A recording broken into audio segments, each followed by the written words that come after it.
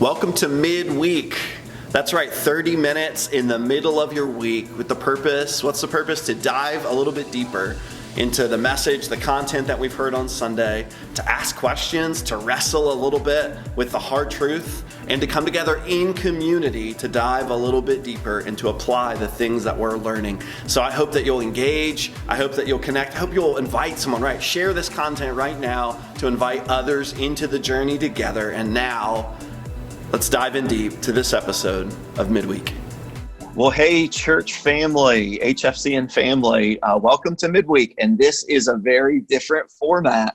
As you know, we've been gathering week after week throughout this pandemic. And often what we do during this midweek is we unpack what's been happening on Sunday in our service. But this week, I'm really excited to welcome two guests. They're not really guests. They're family. They're friends. And many of you know them already. But in case you don't, I'm going to let them introduce themselves here in just a minute. But we're so excited to have Jenny and Marcia from Keras Global, which is getting ready to celebrate 20 years this year, which is incredible, of the ministry that they do, not here in the Valley, but they do partner with those of us in the Valley to do incredible work. And I'm going to ask them to just briefly introduce themselves and share a little bit, for those of you that don't know, of what Keras is about. And I'm excited today. We're going to have some conversation and find out some things that are happening around the world that we may not be aware of, how this pandemic is impacting others beyond us here in the Valley, but also ways that we can pray and that we can be a part of supporting them. So welcome to Midweek. Thanks so much. Why don't you introduce yourselves a little bit and then tell us a little bit, for those of us that don't know, what Keras is all about.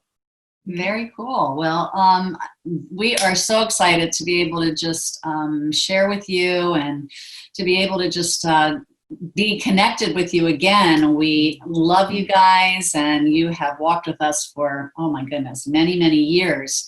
And so, but for those of you who don't know us, I'm Jenny, this is Marcia, and we started Keras Global Education 20 years ago, when we were both university professors. Marcia was here at James Madison University, and I was at Azusa Pacific University in Southern California.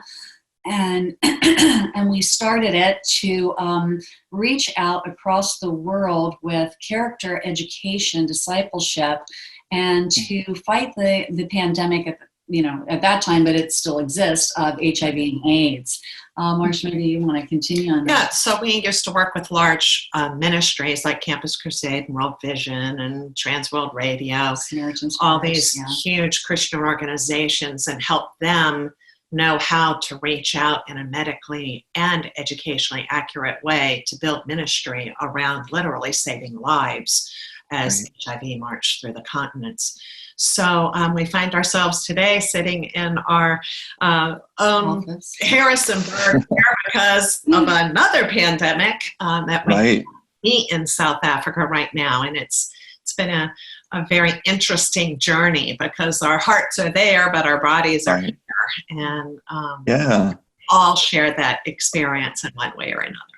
Yeah, and we're going to hear a little bit more about how this pandemic is impacting you and the ministry, but just tell us a little bit more, because I know, the ministry really began with some really cool partnerships and ways that God was using kind of education to also be the hands and feet of Jesus. But your ministry has also evolved a little bit. I mean, 20 years is a long time, and God opens new doors and does new things. So just tell us, even in the last couple of years, some of the new things God's been doing there in South Africa specifically. Yeah, well, interestingly enough, what we were doing is we were holding large conferences with our It Takes Courage youth curriculum. We would go into countries and we would hold a week of a conference and a deep time to really pour into leaders working with youth, teachers, pastors, anyone in that community working with youth. And then we started to see this pandemic of HIV and AIDS obviously attacking so many of the people that we were ministering to throughout Africa especially. And we decided about, it's almost 12 years. 12 years It's ago. almost 12 years ago now. We decided to start an orphan care center in a local community in a township in an African country. We chose South Africa, and so that we would understand what we were talking about as we were sharing with the adults in our conferences, because so many of their family members were dying at the time. And so we started our orphan care center, the Kiris Orphan Care Center, and it's been 12 years. It is in Soshanguve, South Africa, where we care for 138 orphans. And they don't live at the orphanage, but they come as a day, kind of as a day center for support with their homework, with spiritual development and food and enrichment, as well as the grannies that they live with, because most of their parents are gone and the grannies are left to care for many of the children. We have a granny program where the grannies come and they in our enrichment center, and they are poured into with many different spiritual development, as well as doing crafts and other things, fellowship. And then we have 2 safe houses where we rescue young girls that are at risk for sex trafficking. And that is our newest endeavor, and it's been a challenge, because it's been a big challenge. The houses are there, and we're struggling to get them full right now in the middle of COVID. But I think the Lord has everything; it's all set to go, and I think we're just gonna. That's a big, huge thing that we're going to see what God's going to do, because when things like this happen, it's really the children who suffer the most. Wow. Especially in the communities that we serve. So it's been fun to try to set up some best practice models. We've got churches that come to us and say, we want to kind of do what you're doing. We don't know how. Oh, wow. Yeah. And so that's kind of the role that we've been morphing into. And it's just been really fun. It's been a journey. I want to talk more about how the pandemic is affecting you, but first I just want to celebrate, and church family, I want to let you know one of the reasons that I believe so much in Kiris is because, they started by sharing that they were trying to address the pandemic of the AIDS crisis, which is still very much a reality in our world. Then you also hear them talking about orphan care, which is a whole nother crisis, really. And how do we care well for orphans? And there's so many different models on how that can happen. Then you hear them talking about sex trafficking. So what I love about Kiris is, first of all, their model they're using is sustainable. It's about pouring into individuals that are on the ground.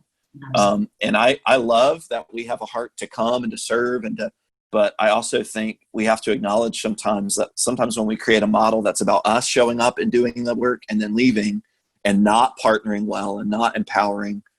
So I just love your model, and I think it works, and it's bearing fruit. And then, the fact that you're not just focused on one thing, that the Lord continues to kind of broaden your horizon and maybe entrust you with more. Like, you've been good stewards and faithful. And now he's saying, well, now I'm going to give you a heavier load. And I think what you're talking about with sex trafficking, we've talked a little bit about that at our church, and just this idea of modern day slavery that we think doesn't exist, and it very much is alive. And the Lord's kind of inviting you to a new venture. And that's more of just, you didn't ask me to say that, but I'm just trying to tell our people, I really believe in the model of what you do, because I think it's a beautiful way. There's a lot of ways that we can care about things happening in our world, but I just appreciate so much the model that you guys use. And for 20 years, I think it's proved to have some longevity. It was crazy. You said 12 years. I've been on staff 12 years now, first as just the youth pastor guy. And I remember kind of first hearing about you guys. And it's crazy now that 12 years, the Orphan Care Center has gone from a dream to reality.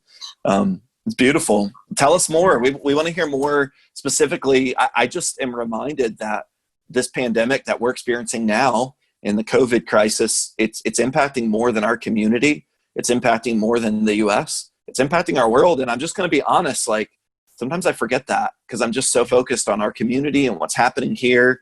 And I think I knew that COVID existed other places before it came here, but I just forget that, like, wow, there are people all over the world today that are struggling. So just tell us specifically, I mean, you guys were there and you were doing work and you kind of had a plan, and then this happened and things shut down and you had to come home, and you've really had to shift. It's not that you're not doing ministry, but you've really had to begin to shift kind of to some more urgent needs. So just tell us a little bit of how that's been impacted and what are some of the things that are happening now there on the ground.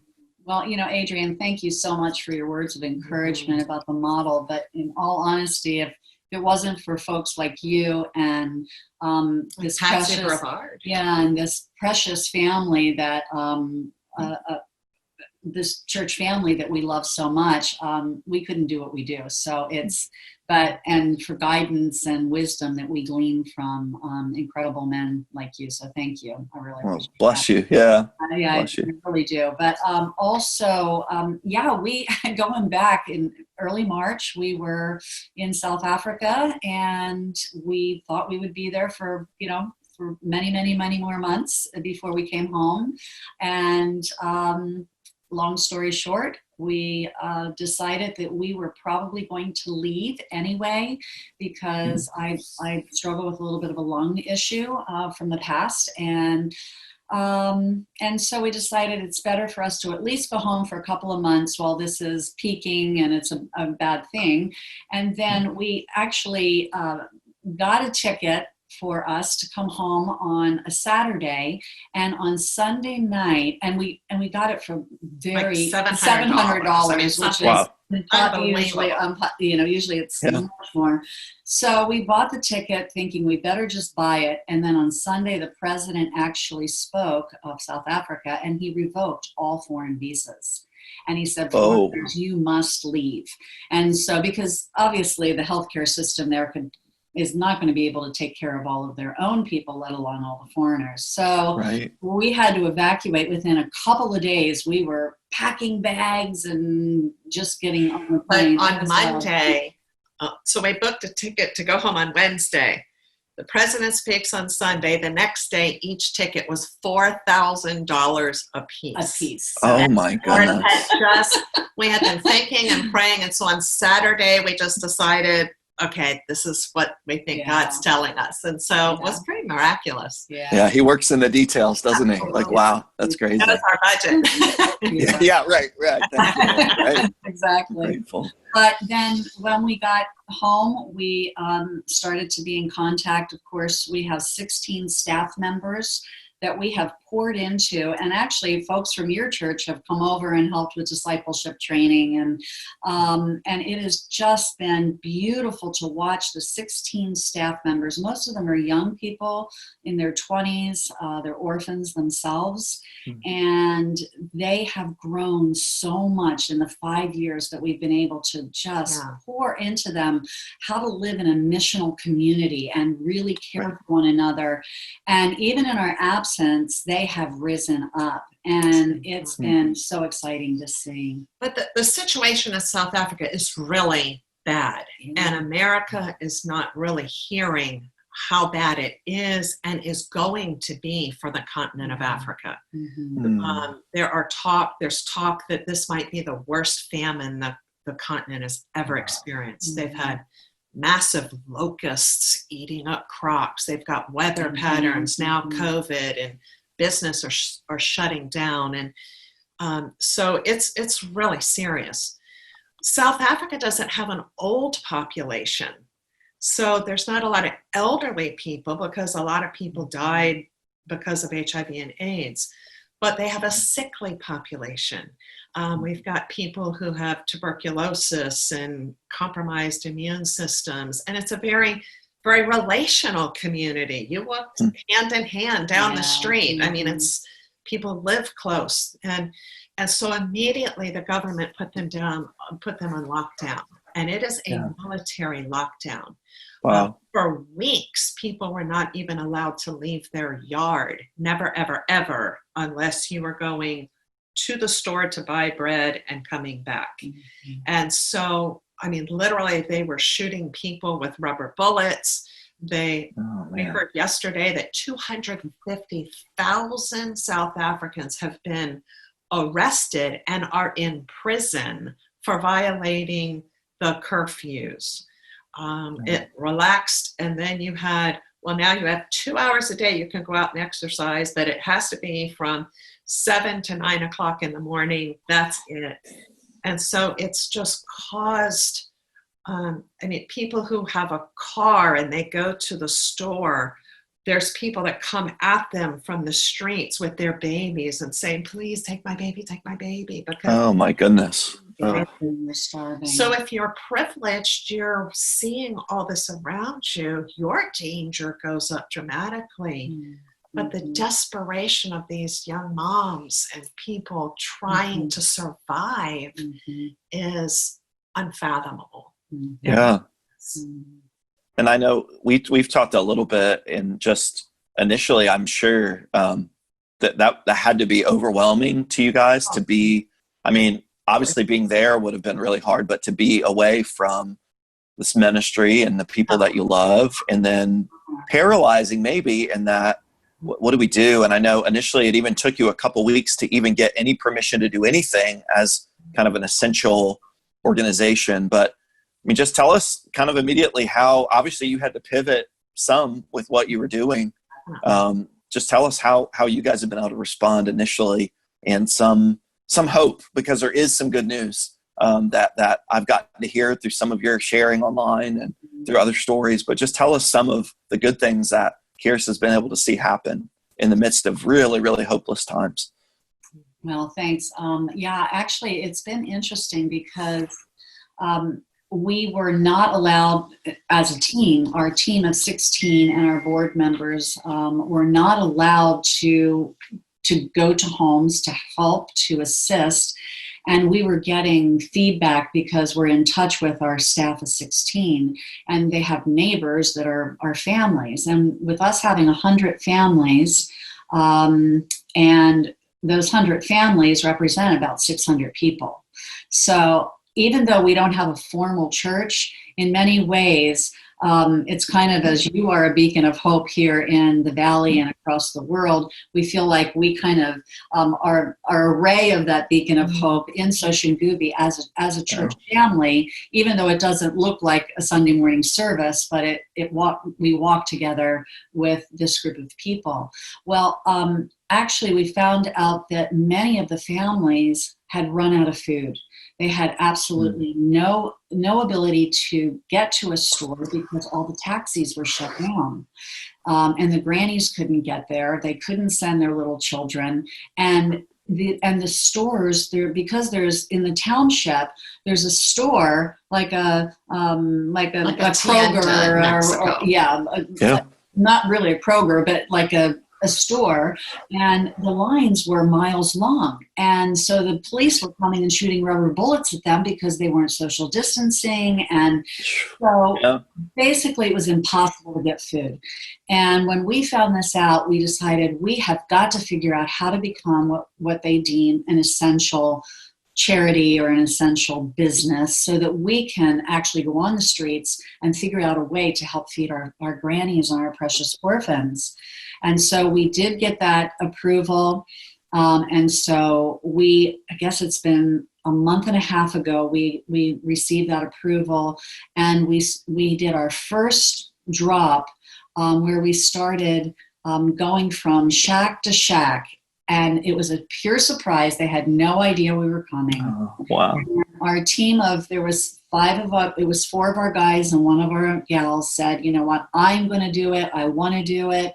Our team just came together, and our board members, one of our board members drove in with a big trailer of food and started going from shack to shack. The grannies were bawling, just crying and dancing, and the kids were like jumping up and down, and many of them said they hadn't eaten for a week. And it was one granny said, this morning my daughter came in and said, we have 50 rand left and the last bit of bread, and we have no food and we will have no income. 50 rand is about equal to $3 to us. And the granny said, I prayed and I just wept to the Lord, and I said, God, if you're really there, help me. And that day, knock, knock, knock, here comes a large box of food. And she just started raising her hands and saying, praise God, God, thank you for hearing my prayers. And it was so amazing. So that's what's been happening. We've been able to have 3 drops of food. It takes about 8 hours to get to all of the shacks. And so, it's a very complicated situation, because when people are starving, like you may have seen on the news in Kibera in Kenya, they try to distribute food and there's riots and there's people fighting. And so we've really had to focus on security. So we always go with armed security for these food drops. And but you have to be really careful, because you can't set up a family to have the food and then have people come and rob a granny to get the food. And so you have to really think in very strategic ways and listen to our team on the field to figure out exactly how this needs to be done. And I was so blessed when I heard that they brought the first food to our grannies, and immediately many of the families went and divided and took to their neighbors.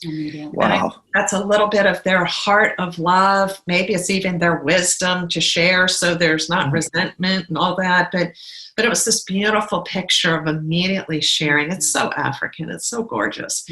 And so the second food drop, we actually had to put more food in there, because we knew when they were sharing, there wasn't going to be enough for them.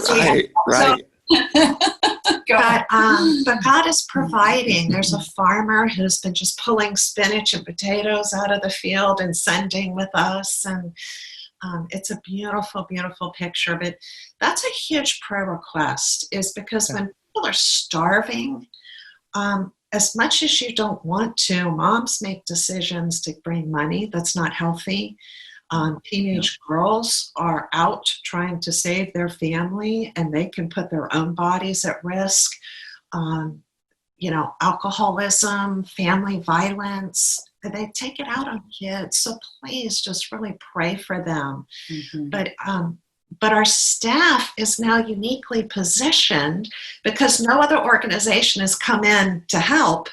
Our staff is now these young people under 30 years old, are these community heroes and leaders, and they love Jesus, and they're praying with people, and God is raising them up, I think, to have a ministry far beyond we ever could have done in many years. And so it's exciting to see. There's so much that you said there that inspires me. We, in the month of May, did a series called Enough is Enough. And really, it came out of this question as I was watching what was happening around me here in the States. And I'm watching people desperate. And of course, desperation is so relative compared to the things you're talking about. But here, people desperate and just kind of, fighting over toilet paper. It's just crazy things that I'm just like, what is happening? I just felt the Lord ask me the question, Adrian, am I enough for you? And so we just talked about that for several weeks. Like, what does that mean to say that he's enough, even when we do have needs? And so just listening to a granny who is, some of them responsible for many, many people caring for in her family, but immediately hope shows up, which is this beautiful thing. But almost immediately it's like, no, we're going to share this. And it's like the book of Acts to me. I mean, it's like the beautiful picture of what the church, of what the kingdom is supposed to look like. It's, they shared everything that they had. And I love that. And then I love in the midst of a pandemic that God is kind of giving you a new platform and kind of elevating your leaders to a position of influence, and they're not grabbing for power, but it's God's just putting them in this unique position where I can't help but think, not just in caring for needs here, but in the days to come, God's going to give you some really unique opportunities that maybe you didn't have a ton of. That's really beautiful to see and to hear. That's cool. I want to hear, we're going to end by talking about what we can do, because I think there are some ways that we can help and be a part. And I asked you to come and share your story, but I also said, man, we want to do something. But before we do that, you shared already some beautiful stories. I'd love to hear one other story. And you've got so many. I know we could do this for hours, and it's beautiful. I'd love to hear just another story because this is real and this is real life. And you know, you are there. One of the things I love about you guys too is you're there as much as you're here almost. It was like you were supposed to be with us live in May. I think we had scheduled that. And we literally, when we schedule dates with you guys, it's like, well, we're in the States for these 6 weeks. So take your, because, and I love that because you're on the ground and you're investing and you know the hearts of people there. And so I love that. But I would just love for you to share a story in the midst of this crisis. What's one story that comes to the surface? And maybe I'm putting you on the spot there. Maybe it's hard to come up with just one. Yeah, that's good to be just okay. Yeah, one of our grannies is her name is Tabitha. She's a beautiful woman. She is 82 years old. She sits in a wheelchair because both of her legs have been amputated. I think it was because of diabetes. And she has such a sweet spirit. She cares for her grandchildren. There's actually 5 of her grandchildren in the house, and 2 of her grandchildren are mentally handicapped and 1 is physically handicapped. And I just will never forget because they did a little video of her the first time we walked up with the food, and with tears streaming down her eyes, she just looked and she said, I have such a great family, a family that God just has given me through Kira, so through our team. And I can't thank you enough because I would not be able to really walk through another day without your love and without your kindness. It truly is knowing Jesus firsthand. And her English is quite good, so we have a lot of this on video, and I just wept as she talked about it. And Marcia was so moved because we love Tabitha. She is an amazing woman and just so tenderhearted. And I just ask that you would pray for all of our grannies, but also our specifically some of those who are much older and in physical, at a place where physically they can hardly make it themselves. And so that's one story that I think just is so precious. I think, Marcia, if you could tell the trailer story really quickly. On the second food drop, they were, the Mosterts, our South African friends, had packed every food box in their own garage. And so just this one family, the mom, Charlene, her husband ended up having to go to the hospital because he got bit by a spider and a tick 2 days earlier, and he was having respiratory issues. So her husband's in the COVID hospital. She's home with her children who were young, individually packing 100 food boxes, organizing the food drop. So they finally get the food drop organized and get all the food on a trailer they had borrowed. They get about a quarter of a mile from the entrance of the compound where they were, and the trailer breaks. So all this food is on the street. Well, if they had gotten through the gate, they would have been vulnerable because everybody would have come and rushed the trailer. So the Lord let it break down inside in safety. But they had this broken trailer. So everybody's rushing to figure out, what are we going to do? This man drives by and he says, I'll take care of it. I'll call my company. I'll send the welders to come fix the trailer. Now, all these fruits and this stuff is in the hot African sun. Well, it's 3 tons of food. Charlene quickly goes and calls a trailer place. Well, it's not an essential business, but there was somebody in the office. They said, well, we can't give you a trailer. She goes, I'm coming and I'm getting the trailer. And so she got there. She almost stole the trailer. But she said, so they take it. In the meantime, someone had called the security guards. So all 50 of the security guards that were in the surrounding area came and repacked this trailer, and they were only delayed 1 hour getting food to the township and distributing. So they took a couple of security guards with them for safety, and the security guards came back weeping and saying, I've never, ever seen anything like this. Such poverty. And they were people from the same tribes, and they just said, the gratefulness, the need. Yeah.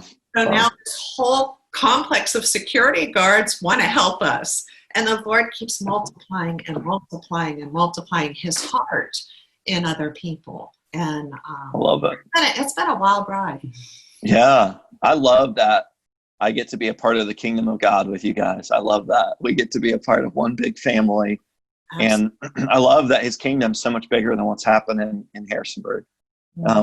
Part of what we want to do is we want to help. So one thing for sure, every time that you guys are with us, we try to invite people to pray. And I know we still have a magnet on our fridge. I don't know how many years ago that was that we got it, but it's a reminder. And I know we have people in our church faithfully that see that magnet and pray. And right now, some of you are watching live with us. Would you do me a favor? And would you, if you're willing to say, I'm going to pray for what's happening, not just here in our community, but into these stories and the grannies and the leaders there. If you would right now, would you just comment and say, I'm praying. I believe right now, some of you, that's just a cool way that we can say right now, yep, I'm doing it. I'm going to pray. I know some of you will watch this later, and I know you'll commit to pray too, but those of you that are watching it live now, and it's such an encouragement to Jenny and Marcia to know they're not in this alone.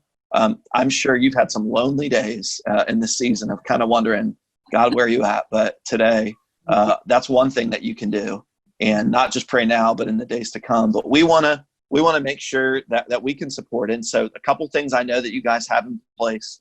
You're going to continue to do these food drops, at least for the next month or so, but maybe beyond that. Initially, I know you posted several weeks ago on Facebook, you had a goal of a certain number of food boxes, but then most recently you got kind of a cool matching grant thing. And I don't even know if that's been fulfilled yet, but I think it was $10,000, like a grant. And I'm pretty sure if people give towards that, I mean, we're going to be helping to feed a lot of people. In fact, this is what you said. I wrote it down here, is that, well, now I've got to pull up my notes. Sorry. It was $40 feeds a household for up to 6 weeks. Is that right? 6 weeks. Every 6 people. Yeah, for 2 weeks. For 2 weeks. Yeah. So it's a household of up to 6 people every 2 weeks. And so that's one way today we want to invite people to give. And I know that you're praying, and we're grateful for that. But if you want to give that $40, now some of us can give more than that. And what a great way to know, especially in a season where there's some matching funds there, that that the impact of what you give can be doubled. But maybe that's one way to quantify it. Maybe each of us can say that I can do that. I can feed a family for 2 weeks. $40, I can do that. Maybe the Lord would invite you to do even more. But I love just sometimes quantifying and saying the impact of that $40 feeds a family of up to 6 people for 2 weeks. And so there's a couple ways you can give right now. Of course, if you drop off any donations to Kiris Global at the church, we will make sure those funds get right to Jenny and Marcia. If we were in person right now, we'd pass the offering plate, but we're not doing a lot of that these days. But we were in person. Yeah, right. Any funds that you get to the church, some of you are still using the mail and checks, and love that. So any money that comes in Kiris Global, we'll make sure all of that gets to them. But right now you can give in 2 really easy ways. First, their website, kirisglobal.org. We'll put that up on the screen, because also there's information and stories and ways that you can connect to social media on Facebook and YouTube and places where you can hear more stories. They've been posting kind of updates. They've been posting some Zoom calls with people there on the ground. And so you may have heard something today that got you really excited and you say, I want to hear more. Go there. But then also, if you go to kirisglobal.org right now, you can give your $40 or more and say, I'm going to help. I want to be a part. I want them to know that our church family is with them. Another really cool thing you can do right now with your phone, right? you can text to give. So we do some of this at church, and some of us in this pandemic season, we're getting a little bit more techie, aren't we? Yeah. So right now, we're going to put it up on the screen, right? This is what you can do. You can text Keris, the word Keris, Kerus, to 719-445-8383. Again, you can text right now, Keris. Is that easy? You can say $40 right here. I'm going to do it. Text Keris to 719-445-8383. And that's just a tangible way. I would love it if Jenny and Marcia in this coming week could just be encouraged. Now, look at all the $40. Look at all the people now that we're feeding through these funds. And so we know that's not really why you came, because you're passionate about sharing stories. You love giving updates so that we can pray. But I invited you here because I think that we can help, and we want to help because we believe God's called us. Our mission this year, we have a brand new mission statement, is to be transformed by God to bring hope to others through Christ. And that is absolutely what you're doing today. You're bringing hope to others there on the ground. And so we want to help be the hands and feet of Jesus. So we're going to close by praying. Before we do that, Jenny, Marcia, anything else you want to say? I don't want to cut you off. And I know we could do this for hours. It'd be a lot of fun, but we want to respect the time of those watching. But just any closing comments or anything you want to say before we close in prayer today? I think for me,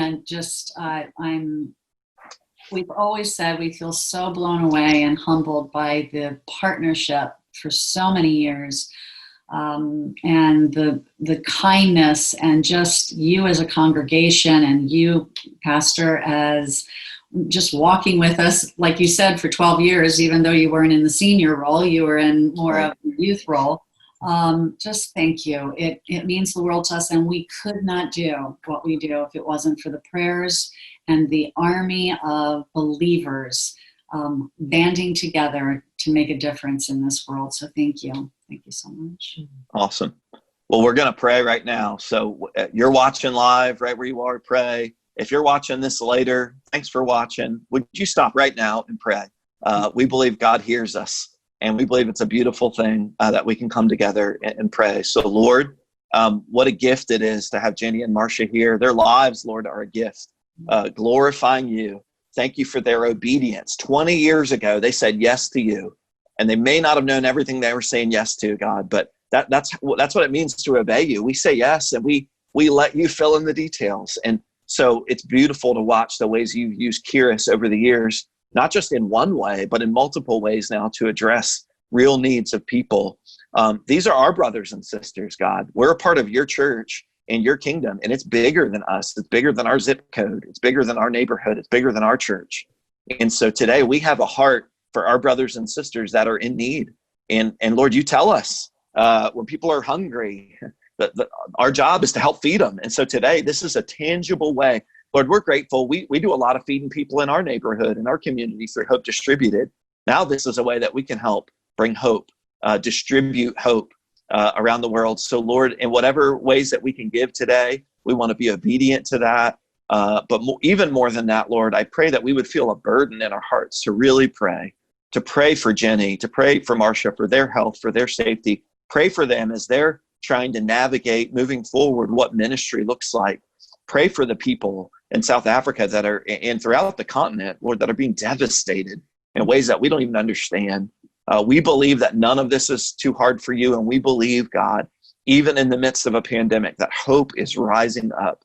And so thank you for these stories of hope.